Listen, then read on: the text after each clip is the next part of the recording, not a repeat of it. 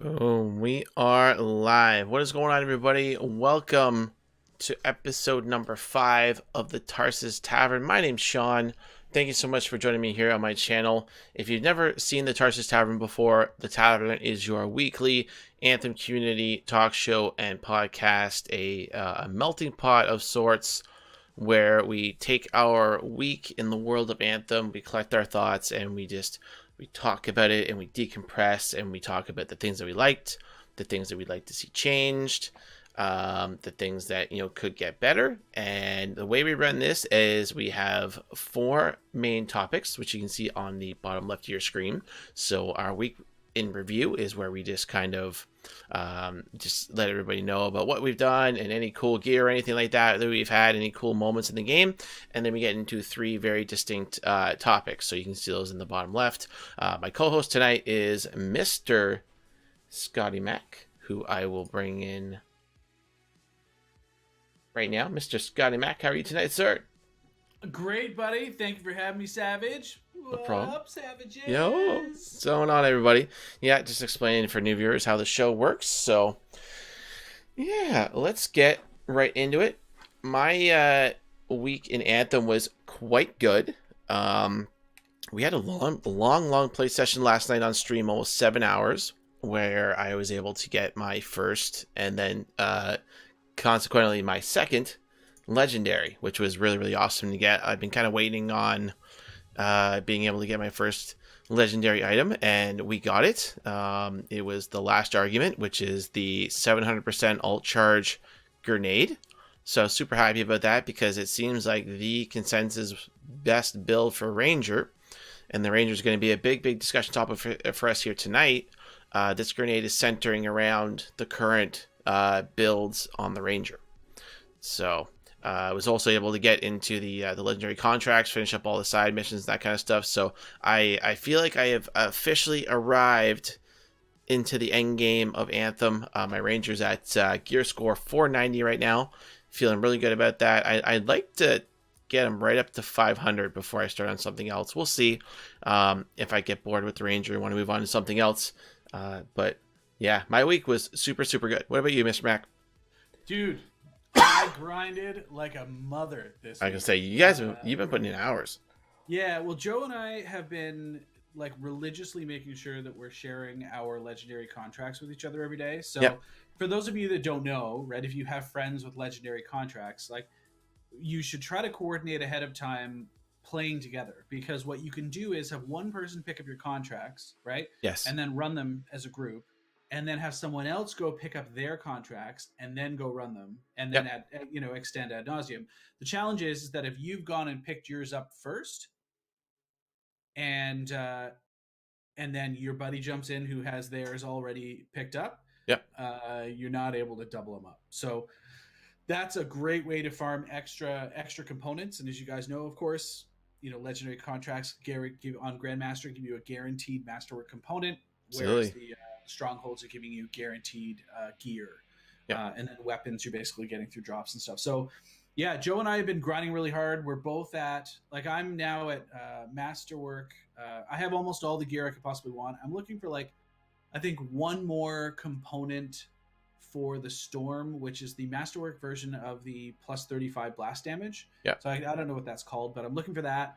But I've got everything now that I want for my interceptor. I've got about 3 or 4 different builds that I really like. Nice. And boy, oh boy, though, it took me all week grinding, 6 to 9 legendary contracts a day, to finally get my elusive talisman, which is that one where 3 dashes reloads your weapon. So yes, it's been crazy, but it's been fun. Like I've enjoyed it.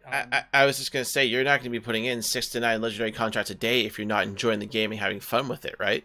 Oh, exactly, right. I mean, the loot hunt is real. We're all power gamers when it comes to that sort of stuff. Absolutely, but it's a really good time. I've been really enjoying it. The gameplay is just great. Like I keep coming back to the gameplay. Sure, there's glitches, and things happen, but for the most part, my experience has been generally good. And I know that 6 months from now, everyone's going to be like, "Wow, I can't believe I talked shit about this game in the first place." So, And I yeah, completely agree with you. And we're going to get into that a little bit later yeah. with the major patch coming on March 12th. I think a lot of people at this point have unfortunately maybe dropped this game. I mean, like, even like it's going to happen on Twitch anyways. Hmm. But the big streamers, I'm surprised, like the Goliathan and the Professor Bromans and that kind of stuff, who are really grinding this game in the demos. I don't see them on this game anymore. Dude, I looked at it. I looked Hardly at at the all. Twitch page the other day just to try to see who was streaming Anthem, and Yeah, this was actually like I guess it was probably the evening of the Division 2 uh, demo or open release, yeah, and there were 4,000 people watching Anthem. right, That is right. like basically nothing. It's low, yes, but again, you have the hype for the division, and a lot of people were very adamant that they were going to play Anthem, and then they were also going to go play the Division 2 as well. So Anthem in that respect, and again, we'll get into more of this a little bit later because I have a thread actually on the Anthem Reddit about the competition coming in for Anthem from the Division 2. Mhm. Um, you're going to have a divide in the player base, I think. I definitely think you are. Yeah. Yeah, I think that ultimately what we're going to have to deal with is the people that are going to stick around are the ones that are hopeful for the future of the game. Now, we're going to talk about the Yes. patch that's coming in. There is a patch coming March 12th. We're going to talk about that towards the end. Yep. They've obviously released a pilot roadmap. There's all sorts of stuff that's been happening in the game to kind of give us little tips and teasers. That huge Shaper monument is moving Yep. in everyone's Yeah. game, and it's so that's part of it. If you take a look at some of the March content or maybe it's the April content, there's definitely an event that's called Shaper Storm, Yep. and it's Yep. very, very likely that this has a lot to do with it. And I think the fact that they're seeding stuff like that early is just like awesome for the game. Yeah, absolutely. Yeah, for sure, for sure. All right, so let's get into our first topic of discussion here, and I'll bring it up on my screen. Is the recent loot patch changes. So we'll just go through some of the patch notes here for people that are not aware of it. So the summary of the player feedback was many inscriptions were not useful to the items that they were attached to. Due to this, players need to get many masterworks of the same item to find a good one. Players wanted frequency of masterwork drops to increase to help with the above, or they wanted to change how masterwork inscriptions worked so that they are more useful. So what happened was inscriptions were changed. They are now better for the items that they are on. This applies to new items earned, not existing ones. So it was almost like a hard reset on many items. If an inscription applies to only to the item it is on gear, it will be useful to that item. Otherwise, the inscription will provide a javelin-wide benefit. So, for an example, an assault rifle will not have an item-specific plus pistol damage inscription, which is totally useless. Removed uncommon and common green items from level 30 drop tables, which they did not do, which we will get into that a little bit later about how kind of disappointing that was for me. Reduced the crafting materials needed to craft a masterwork from 25 to 15, which I think was a great idea. Yep. This is allowing the ability to craft more. And it wasn't. They reduced all the materials, by the way, for that. All the materials. They were all reduced. It wasn't just the masterwork embers. It turns out they actually dropped a lot of them, which I think is awesome. Yeah. And then it says here too, there are a large pool of inscriptions available to roll on items. Every masterwork has 4 inscriptions: major primary, major secondary, and a minor secondary. Each item type now has a specific set of inscriptions options for their inscription pools. Any specific inscriptions Garrican will always benefit the item they are on, and then javelin wide inscriptions that we just talked about. So So long story short, guys, the TLDR on this is they used to have like a big pool of inscriptions that went on weapons. Okay, so sure enough, they had like they had like primary, secondary for like damage, and then primary, secondary for like support. Okay, Yep. and that's how they broke it all down. And like all the gear had everything all in one bucket. All the weapons had everything in one bucket. All Yep. the components had everything in one bucket. Yep. So what they did is they basically broke it down and they said, no.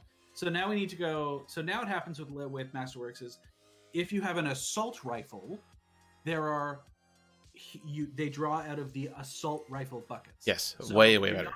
Yeah, so you're not going to get like LMG damage on your assault rifle, for example. Yep. So that's like a huge change. Makes a really big deal, especially when you're finding the weapons, because for a game that feels based on class, depending on your class, really dependent on the gear. The weapons, they really need to be that focused and powerful in order for them to feel like they're an important part of the game. Yep. So that is a huge change.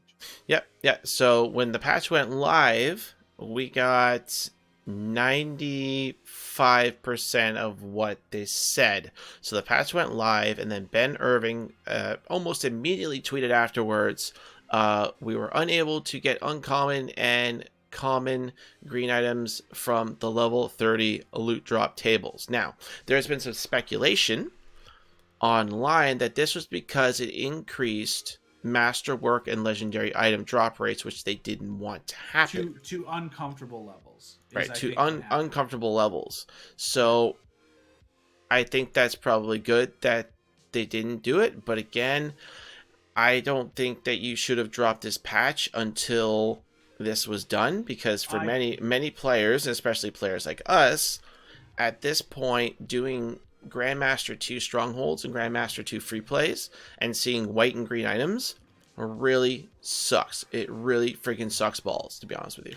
So I can appreciate that perspective, but I don't have it.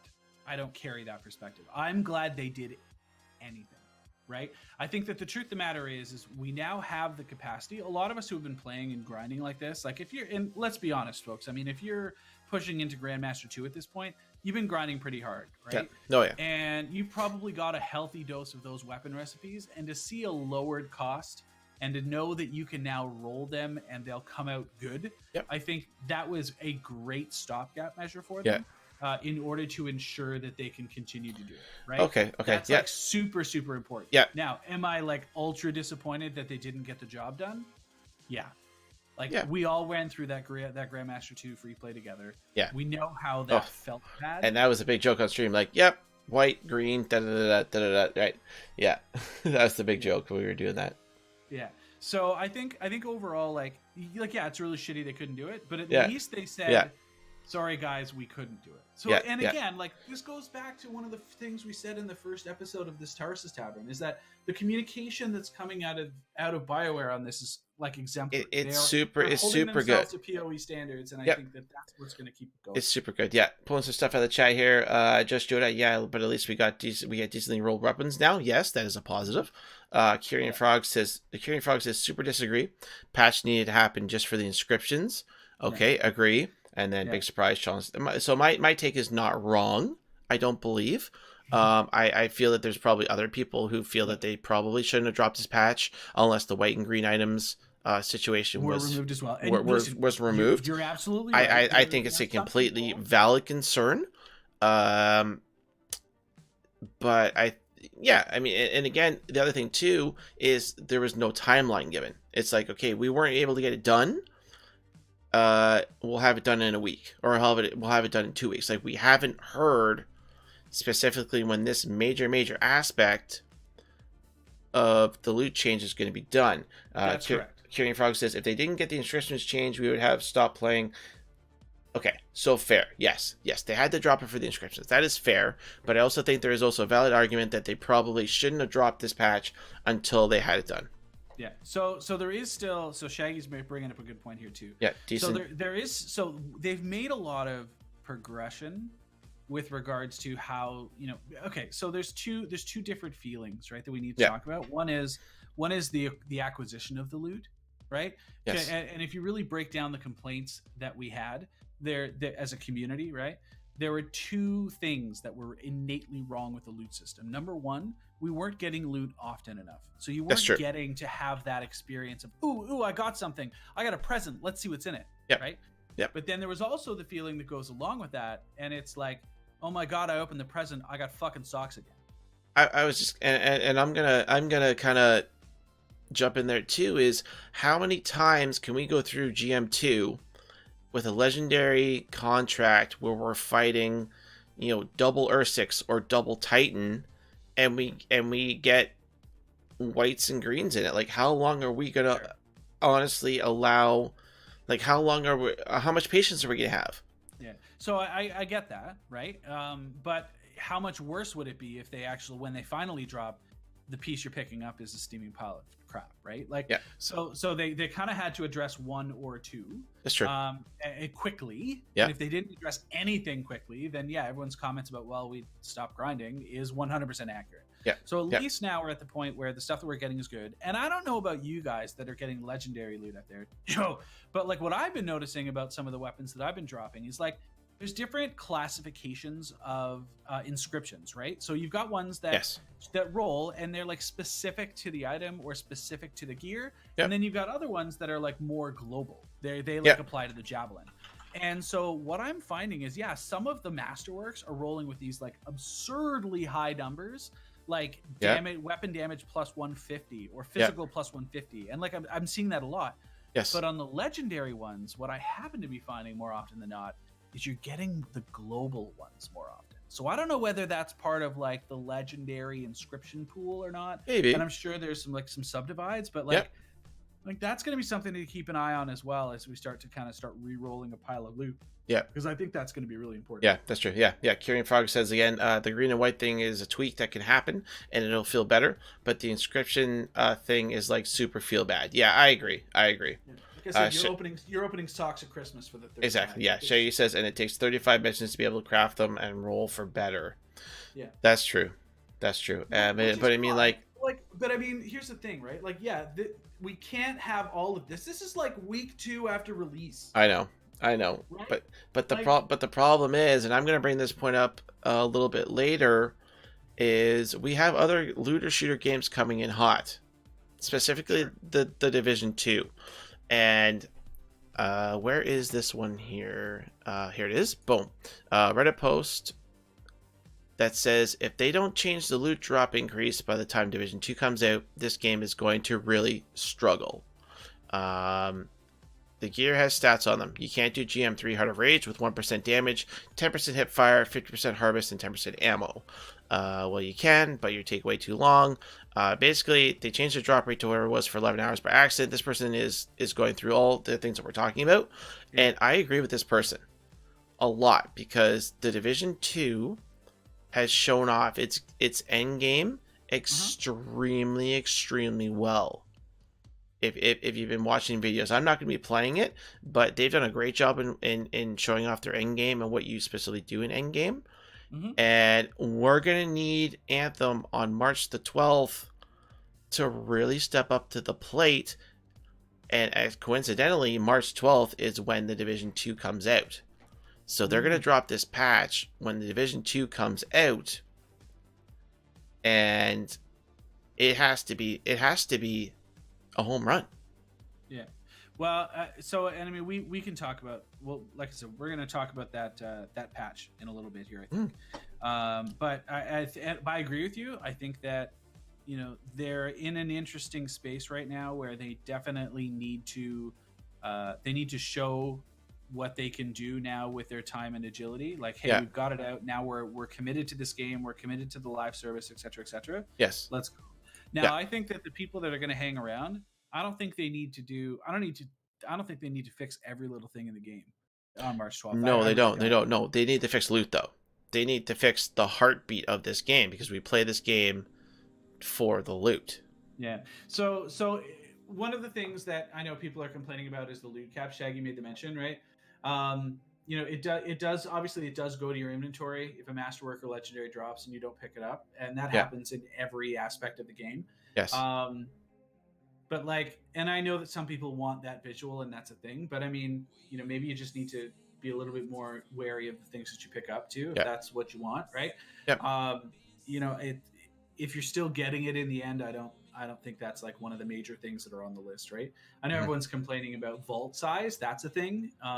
So that, and again, we're gonna talk about that too. So, anyways, I think that there's lots to do. There's lots to be said about the patches coming out on the 12th. But ultimately, if we circle back to the loot patch, I think that I think overall, the fact that they took their time, listened to all the feedback, really brought it all together, and ended up executing an analysis, which I think was really accurate.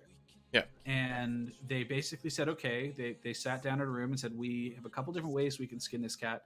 How are we going to do this? Xeric, this is all about Anthem. The Tarsis Tavern this is our Anthem podcast. So anyways, so I think that ultimately, they did a really good job of that. They determined how they wanted to fix it, and they're implementing a plan to do it. Right. So I think that once the white and greens come out and we start to see some of that loot flowing a little bit, I think it'll be a really big change for the positive. And I think ultimately the plan that they put into place, once it's finally realized, will likely solve a lot of the challenges. Yeah. And along with the additional content as well too, I think it's gonna come full circle for sure. There's a neat article about that actually, and somebody said that so the thing about Anthem is that although people are 100% entitled to expect a fully finished game for $60 when they pay for it at the store, I get it, right? People are totally entitled to feel that way. But the reality is that the reviewers aren't telling the whole story. Oh, absolutely, yeah. No, we talked about that. We talked about that last week. Yeah, they're taking it literally at their experience today without considering what the experience is going to be like in 3 months, let alone 6 months.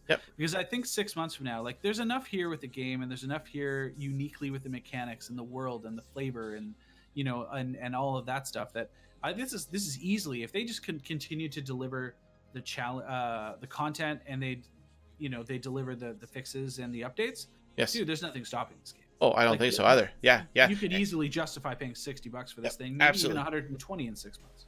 Yeah. And we talked about that last week too. That many of the reviews that came out that were published on this game were before day one patch. Yeah. So what in the world are we doing reviewing a game in the modern age before day one patch? Yeah. Well, it's clickbait. It's just get it out. This is the modern day press. And again, like we discussed last week, when they make all these changes, the loot changes and the content comes out, and this patch comes out on March the 12th, is there going to be any re-reviews of this game? Because we're talking about a live service game that is always going to constantly evolve. So are these companies going to come back and say, hey, you know what? We reviewed this game initially at this point, but as a live service game, we are re-reviewing it at this point, and this is our score and our review of it at this point in time. So it's interesting. I can almost guarantee you, I'm going to say no. So it's interesting you say that, because everyone knows we've been stalwart Diablo 3 players since the game first came out. Mm-hmm. Okay. And everybody crapped on that game when it first came out, and then they did the the next expansion, the Reaper of Souls, and it changed the game, and everyone was like, oh my god, this game's good again. And then they changed a little bit again later on, and then everyone was like, oh my god, this is amazing. Let me tell you, what I saw when the Necromancer patch came out? A pile of friggin' reviews on the game revisiting it after X number of years. So I truly think, I hope so. What's gonna happen is, so there may be reviews after Act 1. Yeah. I'm cautiously optimistic that we'll see healthy reviews on the game after they've completed their Act 1 wave of content play. And that'll be sort of like, okay, Anthem 3 months later, is it still a dumpster fire? The clickbait titles. Is it still a dumpster fire, or is it saving itself from oblivion or whatever? Right? Yeah. So I think that we'll see something, and if it's not in 3 months, it'll be in 6 for sure. And I hope so, because I don't know if anybody else saw this too, and I don't want to get too off track here, but Sony is offering no questions asked refunds on Anthem. Okay, so you need to contextualize the hell out of this, otherwise I'm going to flame you for clickbaiting. Okay. So here's the reality, okay? Go for it, my trusty co-host. There are extremely complicated software, hardware related issues that are occurring right now on the PS4. Yes, that is true. Yes, Many that Anthem is the main issue. okay? Yes, And they're mostly digital copies that this is occurring with. It's not actually happening with the right, discs. right. So what's happening is people that have been downloading Anthem digitally and onto their hard drives and their PS4s and playing them, there have been multiple crashes, and some of them have actually gone so far as to nearly brick, or in some cases actually brick PS4s. PS4s, yes, yeah. So Sony, knowing that they don't want to, they're obviously as much at fault. That this is hella bad, right? And they're like as much at fault, yeah. Right? For this concern as BioWare or whoever it is. They're basically saying, yeah, no questions asked. It's fine. You want to return it? That's great. And by the way, Sony are friggin' Nazis with their digital return policy. By the way. Yeah. So the fact that this is happening, to me, it's a big deal. More indicative of Sony, I think, deal. than anything else. Yeah. But it's definitely a big deal. It is worth mentioning, though, that people aren't just issuing refunds on it because they're like, well, my loot system is fuckered, so I guess I want a refund. Fair. Fair. That's all I'm saying. Fair. All right, let's move on to our second discussion point this evening, which is the class that I've been maining and I've been playing since the start, the Ranger. And Mr. ScottyMac for this evening sent me this Forbes article written by Paul Tassi, senior contributor for Forbes. We'll give him a little love, a little credit here. That is titled 3 Anthem classes are amazing and 1 is inexplicably terrible. So he starts off here saying that I'm still devoting most of my gaming time to Anthem, a game with an endless amount of problems that are slowly being fixed one by one by BioWare. But the reason I keep playing Anthem is because at its core, I find it fun, and that's mainly due to how well BioWare has built up these different javelin classes, which I think we can all agree here. Mm-hmm. He goes through and describes the Interceptor, Colossus, and the Storm. And then goes, and then there's the Ranger. He says, try as I might, I could not figure out a single fun, worthwhile, feels OP in GM1 build for Ranger. Now, I don't know how deep this guy has actually went, because the build I'm using right now wrecks GM1, and I hold pretty good in GM2. I think the build right now I'm running is pretty good, but he goes through and describes things that are good, they're not bad. He just says that the Ranger class identity just feels all wrong. This is a class that feels like it should be focused more on mass firepower, weapon bonuses, and boss burning, yet it's more and more less than of those things. Sure, maybe there are people that have 100 hours of Ranger that figured out some perfect build for it. Like myself, who's put in a lot of time, and I'm not particularly happy with my build. It can be better, but it's not terrible. Okay. Hold on. Before we go deeper, because you're about to go deep into the Ranger stuff here. So let's just take a quick step back out before we jump in. Sure. So by comparison, there's definitely some people that haven't played this game. There are 4 javelins to choose from. Javelins are basically your Iron Man mech suits, okay? And you play the pilot. And you get to, over the course of the story, you get to unlock all 4, and they all have very different playstyles. Yep. So you have the Colossus, which is like the big thick boy tank, big mobile artillery unit with a big friggin' actual metal shield, and auto cannons and grenade launchers and that sort of thing. Mobile artillery platform. Yeah. Great job with wave clear, AoE out the wazoo, right? Just really big, thick boy tank. Then you've got the Storm, okay? And if you've ever played Destiny, it's everything that you ever wish the Warlock ever was. Yes. Which is the high-flying, magic casting, elemental spell throwing, AoE, crazy shields, just hovering all the time. Great class. Feels really good. Lots of flow, back and forth. You've got the Interceptor. Oh my god, damage class. Caster, oh my god, damage. No, yes. You know what? No, it is. That's not entirely true. Oh, but I feel like that's what the consensus is with the Storm. It's oh my god, combo damage everywhere. Whoa. But if you've ever played Colossus properly, you see the combos going off in front of you just as often. That's true. And watching Josh last night was whoa. And Whoa. Interceptor, same thing. What people like about the Storm is it's visually, viscerally appealing.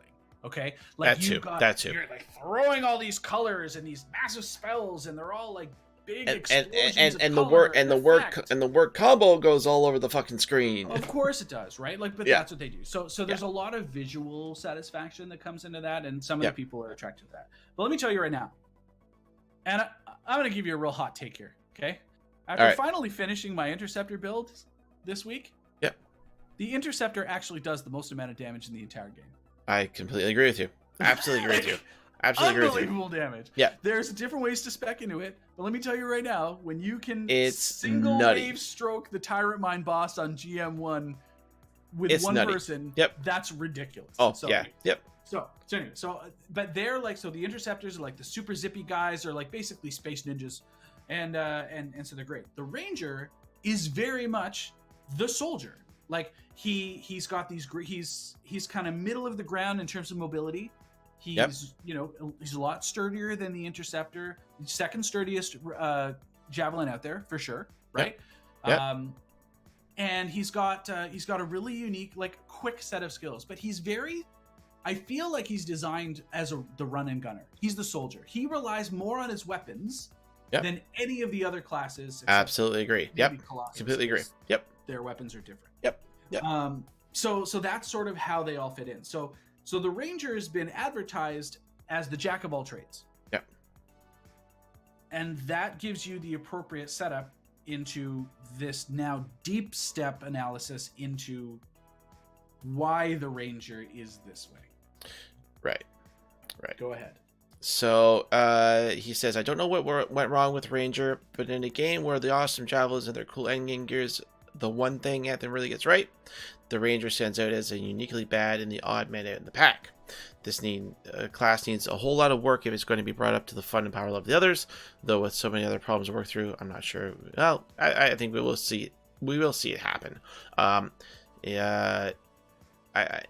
I agree here. Ranger, which has just a horrible collection of unique items and innate problems with the class in general. So what I think Scotty and I have kind of come to the conclusion to is that it's a lot of the components and the affixes on the components that are causing problems with the Ranger.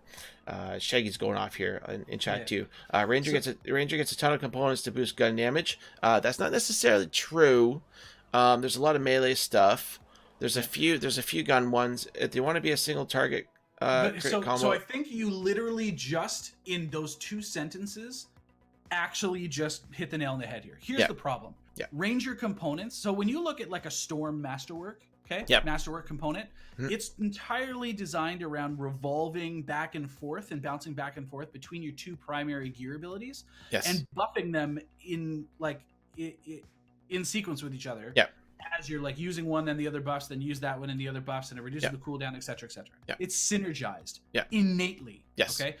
Same sort of thing with the Interceptor. There's the ones that buff the melee damage, and then there's the ones that have there's all the dashing stuff, right? So then the challenge is that the Ranger has like this vented thrusters one, where it's like the vented thrusters is no good. And actually, sorry, Shaggy hit it kind of on the head here too. It's like it's like they want Ranger to primary as a melee, and then follow up with skills. Yes, the amount of melee damage increasing components was actually a really surprise for me, leveling up my Ranger to where it is now. Like my Ranger's at 490, so I played the class quite a bit, and the amount of melee based components is actually quite surprising. But then why are you giving them extra bonuses and extra resistances when they're hovering? Like it just makes no sense. It makes right. Like, you want them to be melee, but then extra for hovering.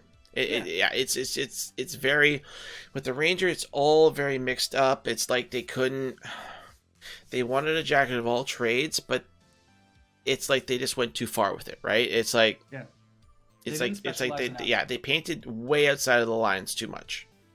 You had to stay within some lines.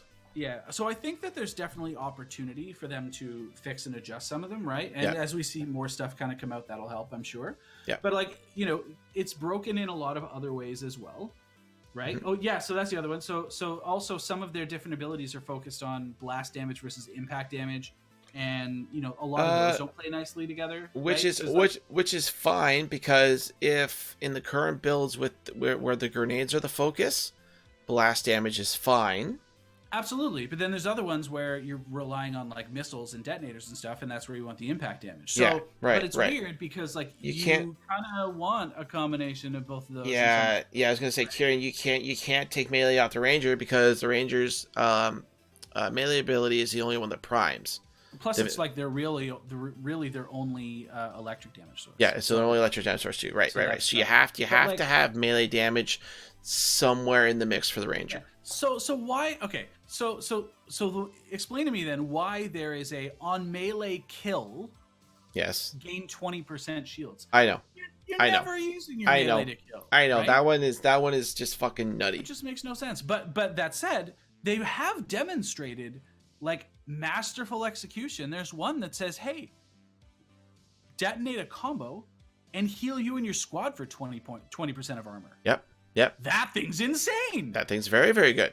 Right? Like, why aren't there more like that? On the range right now. Which are totally unique. And they're great. And that is the type of mechanic which people will want a ranger in the party for. Right? Kyrian Fox in the chat says, right, but you already have Interceptor and the Colossus in close range, so then you take that out and fix the effing javelin. Why does it have to prime through melee? I don't know. So it doesn't. That's the way they built it. There are other primers. The point is that the melee is a primer, and it's the only one out of all the other javelins whose melee primes. Right. So it's unique in that regard, and they obviously wanted it to be unique. But as far as why, we don't really know. Right. Yeah. So Shaggy's got it on. I wanted to hit on this one here too, Shaggy, as well. It's not even standing behind a Colossus or a Storm. One of the best things that we did during our GM2 free play last night was Scotty was on his Interceptor, and I was priming ahead of him. Yeah. And he was like, "Yep, just keep shooting those venom darts." Yeah. Right in front of me. So hold on. So I truly believe that the gear set for Ranger is actually really good, except for the fact that a lot of the assault systems literally suck. Yeah. Right. Like sticky bombs are terrible. Like as an example, right? Like things like that. But like I think overall, I really like that there is a flexible amount of differences. There's a lot of primers. There's a lot of detonators, and you can mix it up pretty hot. Like it's good that way.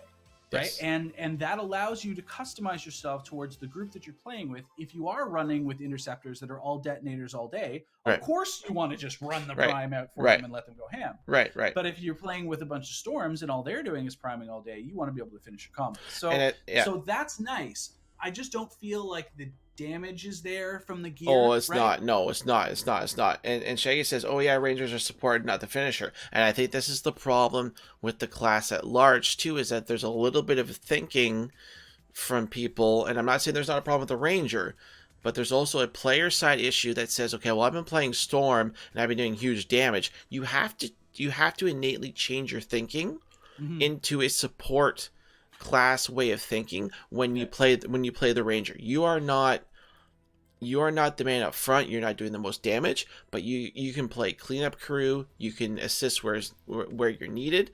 I think a lot of players saw, oh my god, damage on the Storm and the Interceptor and the Colossus, and then you have to like flip a switch when you play Ranger, and I think a lot of people have trouble with that. Yeah, and I, by the way, I think that's one of the reasons why. Can I agree with you? I think that's absolutely its role, and I think that's the role that it was designed to play.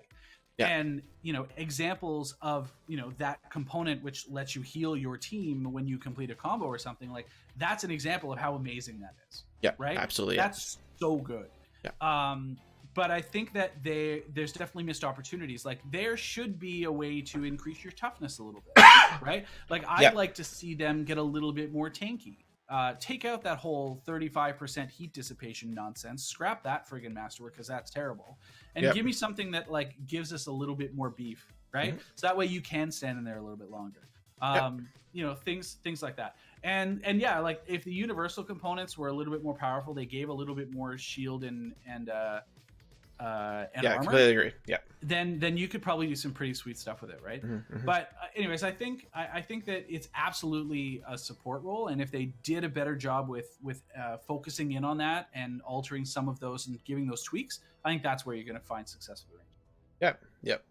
Absolutely. Yeah. And they really, really, really need to scale the damage as well a little bit better. Oh my god, the bulwark is terrible. I have stopped using the bulwark, and I am on the muster point because at least I get a little bit more damage from the muster.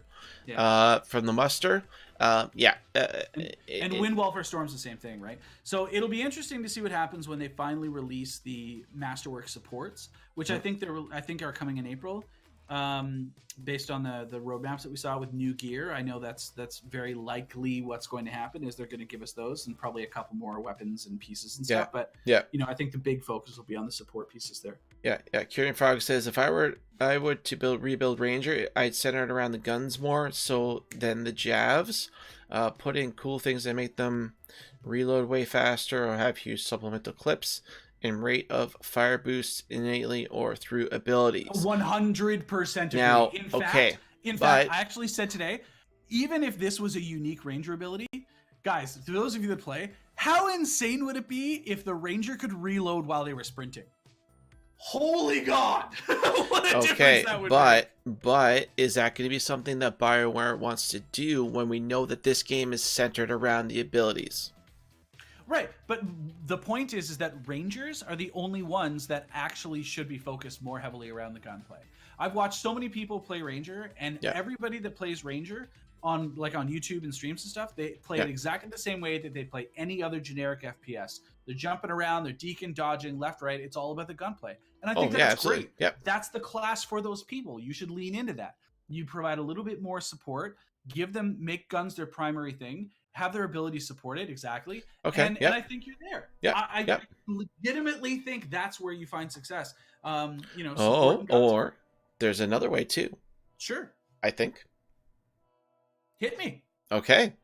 I think that you make the Ranger a healing class. So you can't focus it in on healing because then you can't take it into you can't take it into like the reality. Now, built-in sustainability, right? If that's what we're talking about, is pretty Don't legit. kill the Ranger. No. So what I think is, and let's move into our kind of our Ranger theory crafting discussion here. I think you make the Ranger a support build that has healing abilities. Now, it's not the main focus. It maybe can be like percentage based as well too. This is not what I want here. And the reference that I'm going to use is from a game, unfortunately, I know that you don't play much of, Scott, but other people in the chat do, and maybe others out there as well, is Ana from Overwatch. Oh, okay. So Ana from Overwatch is a support class character, kind of combat based, not like frontline combat, right. So it'd be more like 76, but like the comparison would be, for me, in terms of the abilities, would be Ana. So she has a biotic rifle that if you hit your enemies it does damage, but if you hit your teammates it heals. The biotic grenade does damage to enemies, but then also heals your teammates. Sure. So I think you could put in some abilities or even some brand new weapons that say, percentage amount healing to teammates, or a grenade, again, percentage amount healing when your teammates are within the radius. And then you could even go as far as the Ranger ultimate. You could have it splash damage, obviously, like it's a blast damage from your ultimate. If teammates are within the blast radius of your ultimate, they heal as well, which could incentivize Rangers to hit more targets with their ultimates, and also to assist their teammates as well too. Okay. So I think the challenge that you've got with that is that healing in that way, like the double-sided healing damage, is pretty complex to implement. from a programming side, especially in a game like this one, where Right. they're, if they can't fix loot drops win one shot, I mean, you're asking them to implement an entire, like an entire thing. So, Well, so but I no, think, but no, so I by could the way, it could I just don't be think you're- be very similar to like another priming ability, but except for on enemies, it's on your teammates. So what if we were to look at? So I think there's a couple low hanging fruit opportunities that we could look at first to see if that takes without a severe overhaul. Okay, that will still accomplish sort of what the idea that you're looking for. So Yeah. what if? Yeah. BioWare said they're never going to implement the healer, right? They want the javelins to be able to stand alone. But what if we did this? What if they changed subtle tweaks, right? So the one that says 20% shield whenever you perform a melee kill, or 25% shield or whatever. Yeah. Why don't we just say whenever you hit with a melee, you get 20% shield back? Just change it to that. That's what I'm saying. That's what I'm saying. You've Like, got like gas sustain Right. tweak. Right. Now, how about another one? How about a masterwork bulwark point? And it says whenever you're under it, yep. you heal 10% of your armor. This is what I'm every saying. second that This you're is what under. I'm saying. Like a bulwark or a frag grenade that says, teammates within the blast radius get, Right. But my point 15% is health I back. think the double-sided damage healing thing is too hard to implement. Whereas you can look at something like it only does one thing. Yeah. There's way less chance for it to bug out and screw up. That sucks. That sucks because I think it would be a really, really good way to give the ranger an identity. Yeah. Oh, Shaggy's got a great idea. What if frag grenades have the enemy drop guaranteed health drops? Like, that's sick. Something like that. Or- I could fuck with that. Absolutely, Like, yes, guaranteed an health ability drops, that says or on death spawns health books, Yep. or ammo, or something. Like, I think that's insane. Or- That's the next yes, place to look. or the ranger ultimate, hit 5 or more enemies with your ultimate, and it increases percentage on ammo and health drops. Right, Yeah. or like X amount of enemies, or even like a if it 10. Even if it just drops one health, like even if the ultimate dropped one health pack for every enemy hit. You know what I mean? Like something like that. I don't think they would do that. I think it would have to be a certain number to incentivize people to use their ults effectively. So it would have to be like between like 5 to 10 enemies hit, and then it drops additional ammo or health. Sure. But Yeah, so I think that's a good way to implement the healing and further support. Like anything shield break causes Shield shield bolt, pulse around the ranger, restoring 20% shields, and I think that will also, by the way, encourage people, especially if you put a radius on it. It encourages people to play more like a squad, and I think that'll benefit as you move forward on into the higher grandmaster difficulty levels, right? Because you'll definitely have more power in that. So I think that there's absolutely opportunity to make the ranger a more of a support, like add a little bit more support. And I think that you add support in air quotes by really just adding some sustainability to himself and his team. Yeah. And if you can do that and upgrade the muster point and the bulwark point to like a good point where it's usable at those higher levels. Yes, yeah. I think you got something. Yeah. But like again, like some of the current abilities, like the cluster grenades, the seeker grenades, like crap like that. Seeker grenades are not bad.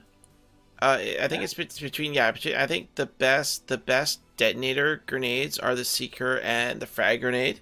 Yes, 100%. I think the consensus is that the inferno grenade is better than the frost grenade. Yep. In terms of priming. Now, I mean, frost grenade is nice because it freezes enemies. But Yeah. I don't agree, Kieran, that it's poop. I've been playing Ranger quite effectively and well, basically the entire time. Does it need changes? Yes. Yeah. I think again, if the bulwark point was scaling and the ultimate was detonating, I think that would be really, really great. And I don't think we would be complaining about it as much. But yeah, definitely it's a component issue. It's the abilities on the components. Yeah, absolutely. Problem. And I think that's the primary one. The reality is, guys, like I played a pile of Ranger today, and I've been playing a bunch of Ranger all week and all weekend actually. Yeah. And like I can fuck with Ranger, right? And leading up to like everything, the whole game leading up until like Grandmaster 2 and like Yeah. the intense Grandmaster 1 strongholds or something, right? Yeah. Like, it's perfectly fine. Everything in it is great. You don't get outpaced by anything. It's a perfectly serviceable. If you want to run and gun, pick up a ranger. You won't be dissatisfied. Yeah, the challenge is that when you get to the higher level difficulties and you compare it to the other classes, which have their gear sets and their components more specialized towards what they're trying to execute, it starts to drop. It falters. It totally falters. I agree. And that's where it is. So if they can focus their attention in that little area and tweak around that a little bit, I think you're there, right? It's absolutely there. So so BioWare, if you're listening, that's free advice. I won't send you an invoice for that one. Make it happen. Kieran says again, we're super early. They'll tweak whichever jabs aren't getting played as we go. I think there's a very small and dedicated community of ranger players, because like this week, actually last night, when we did our big play session there, I had people coming in saying that they've been playing ranger and really been having fun with it. So it's like I said, it's a good class. It's a good class, especially early, and it doesn't really drop off until you get into that late game where even every little bit of extra 10%, 30%, it all adds up real fast, right? So absolutely. Anyway, so I'm down. The weapons make the ranger. I think that it is important that you need to make sure you've got the right guns in your loadout, and once you've got them, then I don't think it's a big deal. So absolutely. What is up next, sir? We are on the March 12th patch. So it has been said that there's going to be a large patch coming on March the 12th. I was not able to find anything really in writing on this. So, Mr. Mac, you know a little bit more about this than I do. So let's talk. There's nothing about it really. Mr. Mac has some information that he's been reading. There's a lot of little tweets, posts, replies, comments to like a wide array of Reddit posts and tweets and stuff that are all kind of letting us sort of build a short list of things to expect in the next coming patch. So some of the things that I have seen are obviously they're working on trying to bring the loot for that one. The other one that's really exciting is working on being able to pull up menus when you are downed. So right now, when you're dead, you can't do anything, and you just got to wait for somebody to res you. You will be able to pull up your menu, I believe, after the March 12th patch. Nice. And dick around with that. So that's great. On top of that, you're also looking at, when you're in a party. So when you're in a multiplayer situation and you've got a party going, you've got the hold R to start expedition. Oh my God, yes. Looks like they're working on adding that into single player as well. Thank goodness. You'll be able to run that anytime, which is good. Huge. Yes, good. Absolutely huge. Good. Monster QOL update without anyone really realizing it. Yes. And actually, another Q quality of life thing I'd like to see is in the store, if you need to buy crafting materials. And I tweeted this to Mike Gamble, and he said it was a good idea. Not having to buy them one at a freaking time. It is excruciatingly painful. If I need a couple extra masterwork embers to craft something, one click. Let me put in 5. Let me put in 8. Let me put in 10. Buy them all at once. Let me go. Well, we should also look forward to a little bit more of the hard drive optimization, which I know a lot of people have been complaining about. That was a big deal for a lot of people. It's a big deal for a lot of people. Yeah. Don't you have SSDs? Mm-hmm. Oh, Chang. Well, I think that they're also updating a lot of the sort of like glitches and bugs. So things like strongholds not showing up. They're going to try to work on the audio bug, but I mean I've been hearing as well that it's a Frostbite engine thing, so I'm not holding my breath. I'm sure they're looking into it. But so what's interesting as well, I know people are complaining about the organization on the sigil screen, like the crafting screen. Yes. Kieran just mentioned sigils too, that he wants to be able to make 5 stack. 5 stacks. So here's what is really neat, and this is just something that I noticed today. Okay. Yep. So you've got your crafting side for sigils, and that's fine. Yep. But then when you go to the equip side, and it shows all the ones that you have available for use. Yep. Did you know that there's a filter function? No, I had no clue. No. You can filter the sigils you've made. Yes. By rarity. Oh my god. Okay, I didn't even know that. So, suggestion to all of you Anthemers out there: before you sit down, run to make a pile of them and fucking sort them all, and just sort them and use them as you need to. Yep. Okay. So that's something. Yep. The other thing that they really are looking at trying to fix, by the way, is the current quick play issue. So there is a huge issue right now. Yeah, I've done no quick plays at all. Well, count yourself lucky, because I tried to run a bunch of them on the weekend, and I just threw my friggin' face through my computer. So here's the problem, right? Yeah. You need to run 25 quick plays in order to complete the Champion of Tarsis quest, or whatever the hell the one you get post game is, right? Yes. We have to do like 100 events and 25 free plays and 25 strongholds. Yeah. So the problem is that if you jump into like Grandmaster Challenge of Valor, thanks Shaggy. If you jump into a quick play, you'll often jump into on Grandmaster 1 right now. You'll jump into a legendary contract. Okay. Oh, okay. You think, sweet, oh, sick, this is amazing. Yeah, yeah, legendary contract. Good. Yeah. Except that you realize that it's bugged, and you can't actually do anything to complete it. Gross. I dropped into it. Well, it gets worse. I dropped into it the first time. Yeah. Okay. And I show up, and there's all 3 other guys all sitting there in camp, standing in fire. Okay. And I'm like thinking to myself, I'm like, what the hell's going on here? Yeah. I'm like, oh, I get it. We're glitched out. We're bugged. There's no markers. We need to die to respawn. Yeah. I can play this game, sure. So I stand in the fire. Yeah. We all respawn.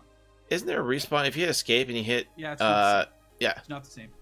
So when you all die to respawn, it's supposed to reset the checkpoint as a party.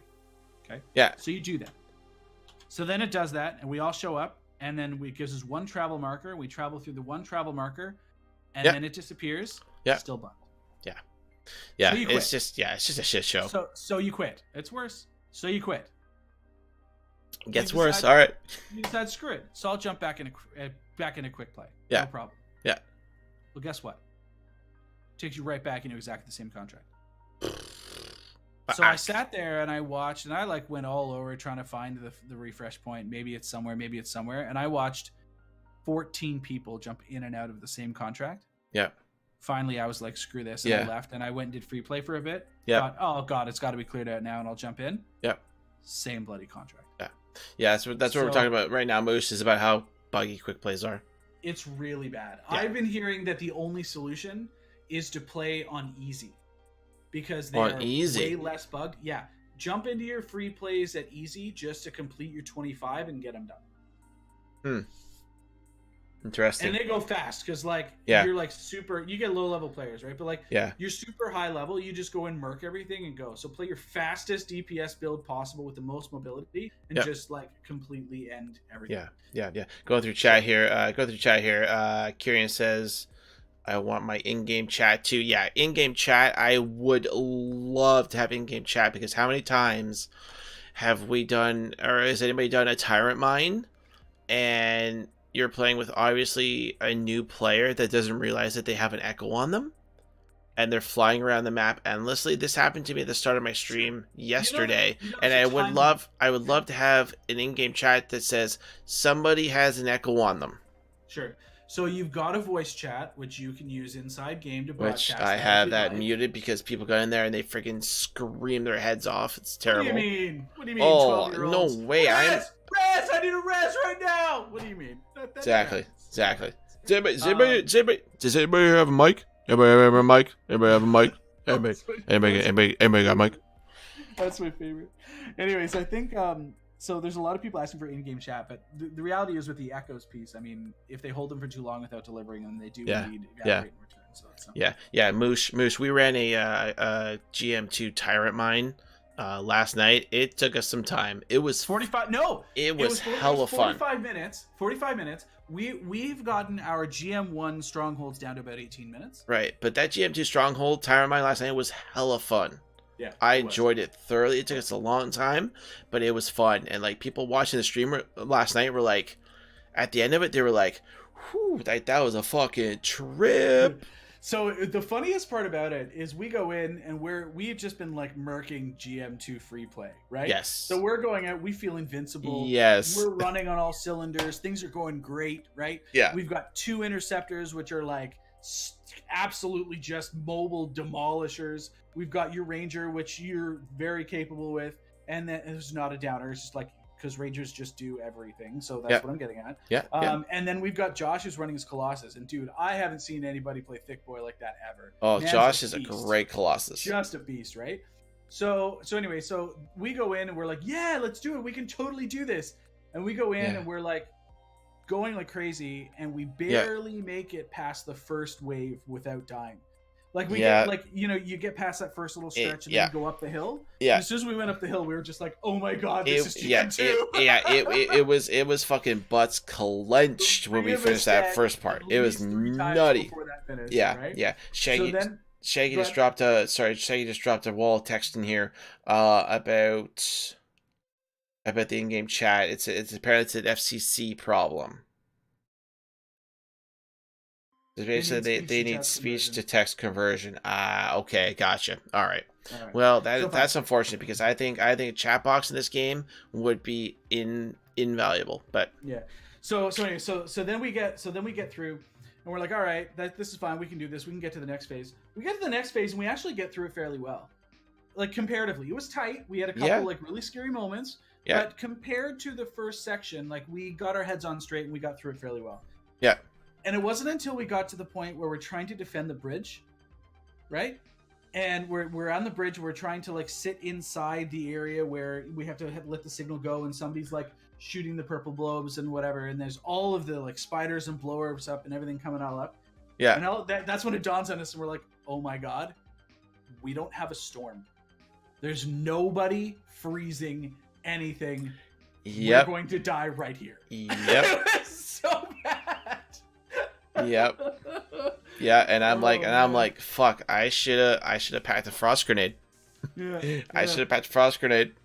It was crazy. So once we got there, we figured it out, we got there, and once we did, it was pretty smooth sailing from there, because the boss was like the boss is easy for the interceptors, right? So yes. But it was ridiculous, guys. It was a legit challenge.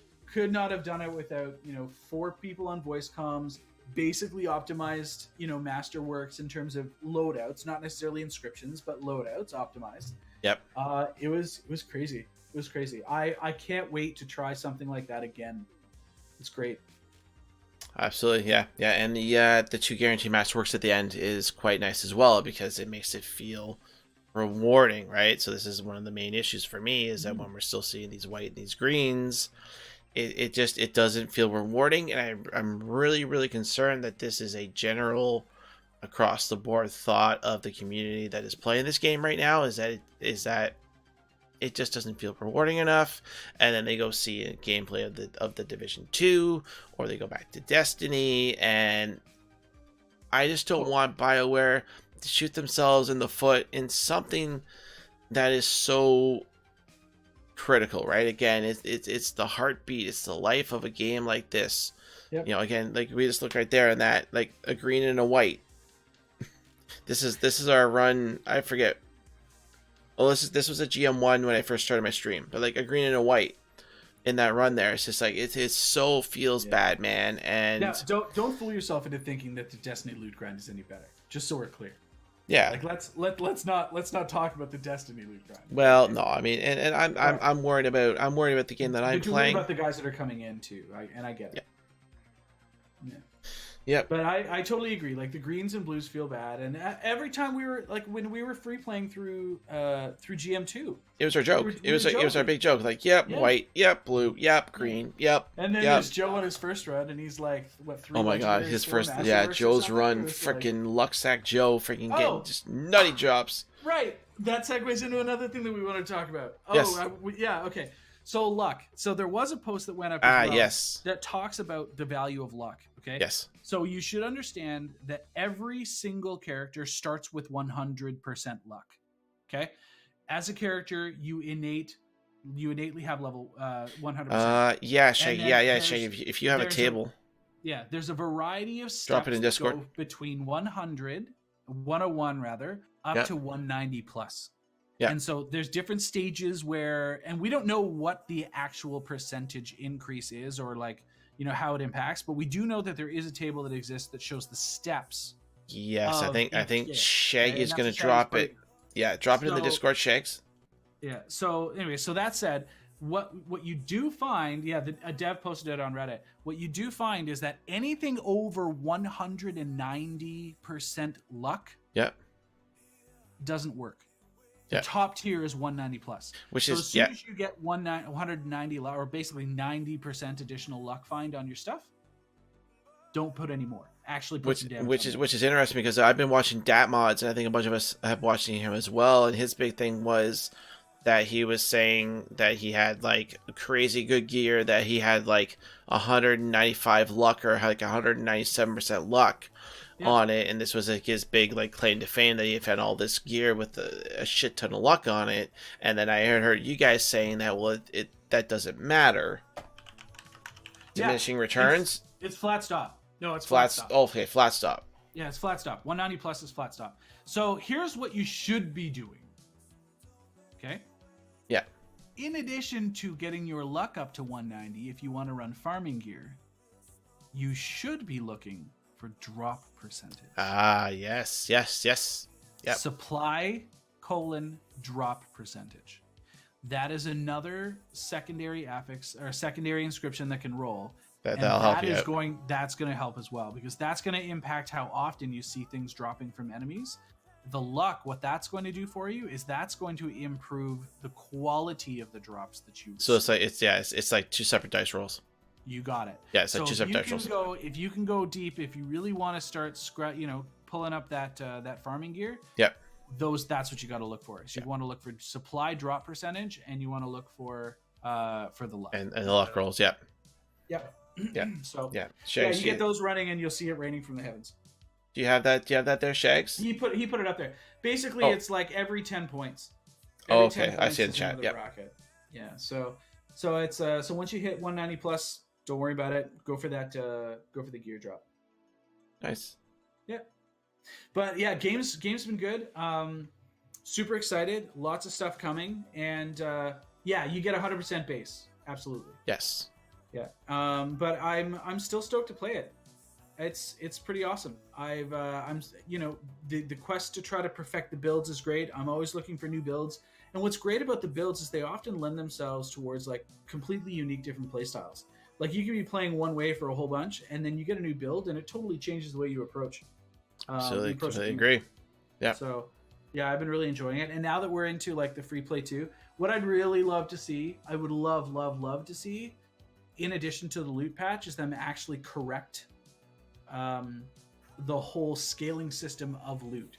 So Grandmaster 1, yes, it opens up the bucket. You got a certain percentage. I'd love to see Grandmaster 2, Grandmaster 2 have more. Yeah. Right. And there needs to be an increase. There needs to be goalposts at each one. There needs to be goalposts for sure. Yeah. And I think that if in concert with the elimination of greens and blues, I think you'll see that'll be a big thing. And then free play GM2 is going to be where it's at. I think for most people that are at our point in the game. Yeah. It'll be really, really exciting. Mm-hmm. I think I'm just looking for the new content. That's going to be great. I'm looking for, the better gear, the push, that feeling. Yep. And as long as that keeps coming, I'd love to see, even like if I'm going to run a legendary contract in GM2, I'd like to see myself getting 2 components. Right? It happens in strongholds, but not for legendary contracts. I'd like to see that. And apparently we're getting new legendary contracts, I think, as well, in addition, coming through. Yes, we are. Yeah. There's going to be new legendary contracts. And you had mentioned before the world events. Like, I'm interested in seeing what they do with the full Shaper Storm. Like even like stuff like that. Like we got a little bit of a they call it a mini Shaper Storm during the demos, but what does the big one look like, right? Yeah. Well, and that's not even the Cataclysm, right? Because like that's even exactly. But we're getting another free play event, so there will be Giants is coming back soon. Yep. And then there's going to be another one, which I think is called Outlaw something or other. So there'll be roving bands of outlaws, and of course we all know how difficult they can be sometimes if they're backed up with like multiple elementalists and stuff. They're a pain in the ass. Yeah. So, Actually, some of the most interesting battles that I've had and the most interesting enemies are like the animals, like the Ursix and the Titan and that kind of stuff. I really hope we get to see more of those types of enemies brought into things. Do you still keep the Leggers? yeah, you still keep the legendaries. Even if you don't pick it up, it still ends up in your thing. It just doesn't show up as blip masterwork item, but it does actually go in. Yeah. Guide to inscriptions. What is this? Okay. This is interesting too. Supply drop rate is health kits and ammo. Oh, okay. Well, that's not what we want. I was wrong. It's got all of them. Yeah. So realistically, it's luck, better chance of better items per drop, caps at 90, affects embers, and then you percent harvest bonus, I guess is the best one. Yeah. Yeah. But this is really great. That's a really great link, actually. And you should put it, when you post this on YouTube, you should put it in there. Mm-hmm. Yeah. Yeah, that's real good. Joe was near in tears when he saw that legendary, and then he's like, I can't pick it up. And then when we ended, it was there anyway. Right? That's true. Like when you get the final gear, it's still there. Yeah, it's always still there. Yeah. Awesome. But that only is true for Masterworks and Legendaries, by the way. But that's often why you'll like run strongholds. Yeah, that's often why you'll run strongholds and stuff too. And you're like, oh, I only picked up like 2, right? But the reality is sometimes you end up with 3 or 4, and it's because they dropped on the other side. They dropped on the other side of the field, right? And you just didn't get them, right? So you get them, right? Awesome. Okay, all right. Well, I think that does it for most of the discussion that we have today. Unfortunately, I mean, like we're an hour and a quarter in, not really much to talk about overall this week. I think probably next week, as we get closer to March 12th, which is next Tuesday, we'll maybe get a little bit more to talk about then. I'd be honestly surprised if by the 10th you don't have patch notes. I would be shocked. I would love 2 days before. So probably next week's Tarsis on the 10th, we should be able to have patch notes and be able to dissect everything in the patch notes on next week's episode, which would be super, super awesome. Yeah, I think overall we touched on a lot of really, really good things here, particularly some of the discussions about the Ranger and what we want to see there. So at this point of the show, Mr. Mac, are you down to play a little bit? Oh, yeah. I mean, I could do that if you wanted to. I didn't think we were going to do that today. No. I mean, it's only 10:15. We can definitely turn this into the open Q&A and do some gameplay for at least a couple hours if you're down for that. I could be for a bit. I know Jordan wanted to play with me this afternoon. He's a bachelor. He's running Bachelor tonight. Nice. So we could do. So I mean, if you wanted to give him a space and invite him, you could. Sure. Let's do you and me, Jordan, and whoever else is down to play a little bit too. Show me a GM2 free play. Nice. Okay. Yeah. Let's do that. Let's do that. Yeah, let's do that. Okay. Yep. Let me just so again, everybody that is new, anybody that's just kind of lurking, thank you. That is our talk show portion of the program, and then what we usually do is we transition into an open Q&A, and we just run some gameplay.